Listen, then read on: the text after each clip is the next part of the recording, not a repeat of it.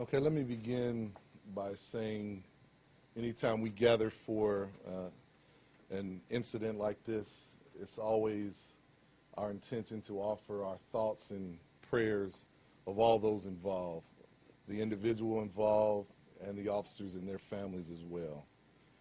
What we're going to present to you today is somewhat limited.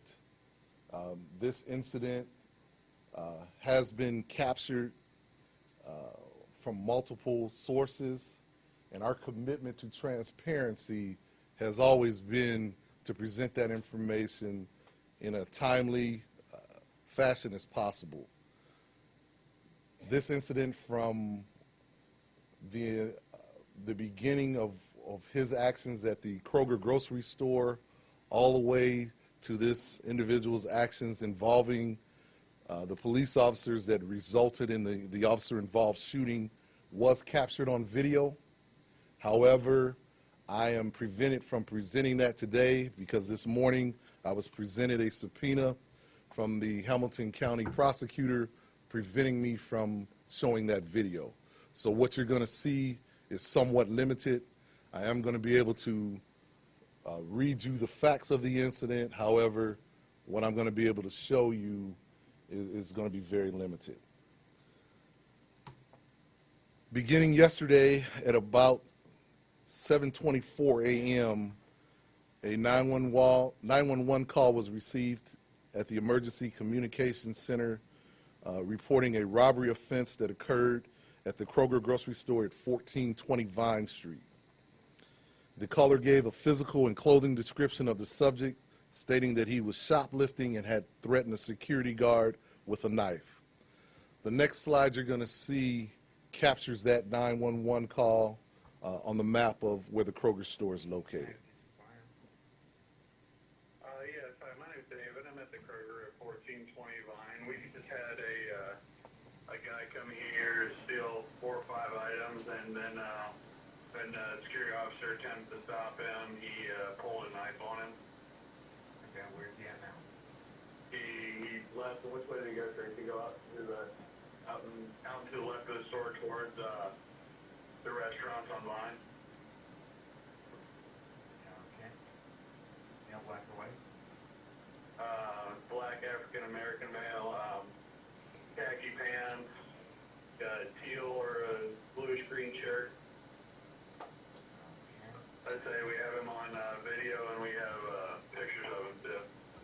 Okay. And about how old can you hear me? Tracy, how old? 25 to 30. He's got a camouflage backpack,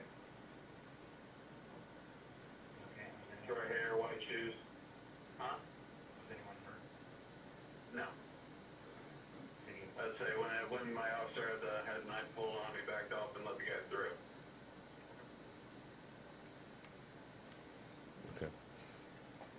2 District 1 uniform patrol officers riding as a double unit responded to the Kroger store. They arrived within several minutes of the initial call. The individual was no longer in the area when the officers arrived, and they began gathering information for the robbery report. After collecting the initial information, the officers were able to view the store video and broadcast a description of the subject. The officers then began to look for the subject in the direction where he was reported to have fled. The officers made their way south towards the Central Business District, and at approximately 7:40 a.m., they spotted the subject walking northbound across 5th Street in the area of Government Square. The officers stopped their patrol call a short distance from the subject and began to exit their vehicle. The individual, armed with a knife, immediately rushed the officer who was exiting the driver's side door of the vehicle.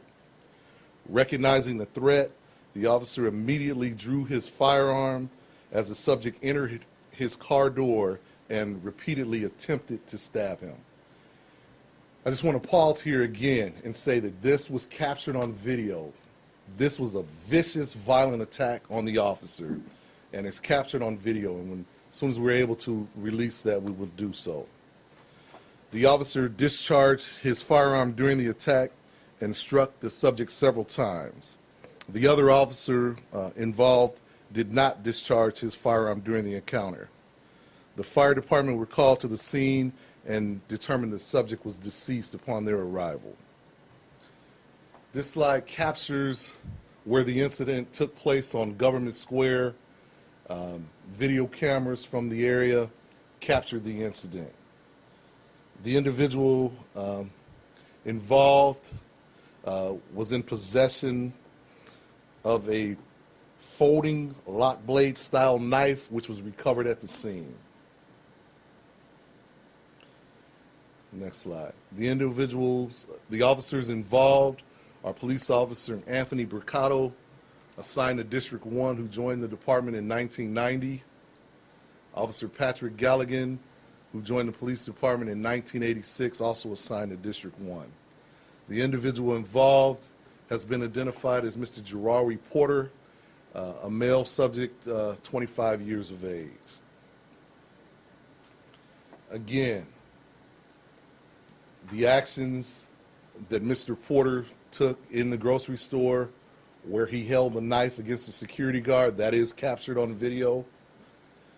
The attack upon the officers that took place at Government Square as well is captured on video. And as soon as we're allowed from the court, we will release that. I'll take a couple questions that maybe the mayor, you want to go first before we do that? Thank you, Chief Isaac, for your leadership and your discussion today. First, let me reiterate what the chief said, that we always regret the loss of human life. All loss of human life is tragic, and we send our prayers to the families of the man that was killed. But it's also important to recognize, based on what we just heard, that we could have been in a situation where an officer was killed. The chief has told you, and the video will ultimately show you, that this man tried to kill a Cincinnati police officer viciously, as the chief just stated. It is also our policy as a city to want to make that video available to you immediately. But a court order, a subpoena, has prevented us from doing that. So we want you to know that it is our preference, and it has been our longstanding policy, to make a video like that available now. I did speak to Prosecutor Dieters this morning, and I believe that they will work as quickly as they can to do their investigation. But let me be clear that this man tried to kill a police officer, and the police officer defended himself as he was professionally trained to do. I also think it's important to take a bigger picture look at this and remember that we want our police officers and our police department in general to be chasing bad guys. This guy held a knife to a store clerk at Kroger and robbed the Kroger with a lethal weapon. Within a few minutes, our police officers essentially solved the crime. And I want to say thank you to the leadership of the police department. There is always an issue when you have crime that happens about whether or not we are chasing the bad guys and trying to solve crimes. I want to thank the officers involved for their quick work and putting themselves in harm's way. And I am deeply grateful that that the officer who was attempted to be killed was able to defend himself. And we look forward to you getting this video as soon as possible. Thank you very much. Mayor, a question for you, since you brought this up. Is the subpoena situation from Dieter's office right now anything different than SOP that you've seen in other situations like this? I'm not a legal expert as to when or when not subpoenas have been issued. You know, I do know that the prosecutor is in the midst of a lawsuit that's up in the Supreme Court right now, and he wants to treat all these cases the same. Well, what is the difference between what has happened here and prior instances where the police department has been able to show the video within 24 hours? Well, we've been issued a subpoena. Well, I understand that. Yeah. But in your mind, did you have any conversation with the prosecutor about difference? All these other instances, it's been released right away. You want to I answer? think that's a question best asked of the prosecutor. I don't want to speak for him. I think he should have the opportunity to answer that for himself. Have you seen all of the videos? I have seen. From Kroger all the way? I have. It's a vicious, violent attack on our officer. He was forced to defend himself. He had no other alternative. Chief, from the time he got out of the car, your guys got out of the car, how quickly was Porter on him? It's very difficult to explain that without you actually seeing it. It was extremely quickly. The officer was unable to exit the vehicle. The attack on the officer took place while the officer was still in the driver's seat of the vehicle.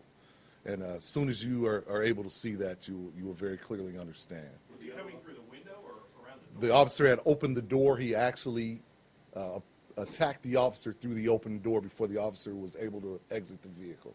And your guy still, in the driver's seat, was able to draw his weapon? and Absolutely. fire? Wow. What about the other officer? He exited the vehicle to assist. He actually was able to pull Mr. Porter out of the car as he was attacking the officer. Was Porter known to you guys? Not to my knowledge. Which officer was threatened with the Officer Bricado was the officer that discharged his firearm. Officer Galligan did not. Do you know what the nature of the subpoena says?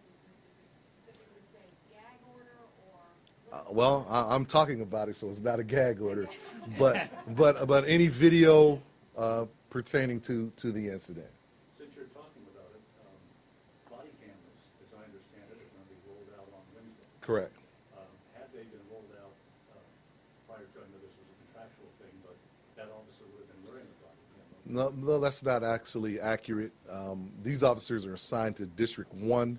Our initial rollout are the officers that are assigned to the Central Business District, so they would not have been wearing them. But by the end of the year, we intend to have the entire patrol force outfitted with body cams. Have you managed to talk to anybody connected to Porter? Family, anybody else? I have not. Chief, our media reports that Porter was homeless. Are those accurate? Not to my knowledge, and I don't believe that really has any relation to his actions that he took in this incident. Chief, in the video that you saw at the Kroger store, so I go back to when the robbery happened, the 911 caller says that the guard backed up and let him through. Was there an actual moment where he was holding the knife on the guard in close proximity? Yes. You will be able to see that on the video captured from Kroger. I'll take one or... I'm curious, use of tasers, that's obviously, in an incident like this, some people wonder why not go that route versus a... Extremely rapidly evolving. This was a deadly force encounter. He's being attacked by a knife. This officer had no other course of action than to defend himself in the manner that he did.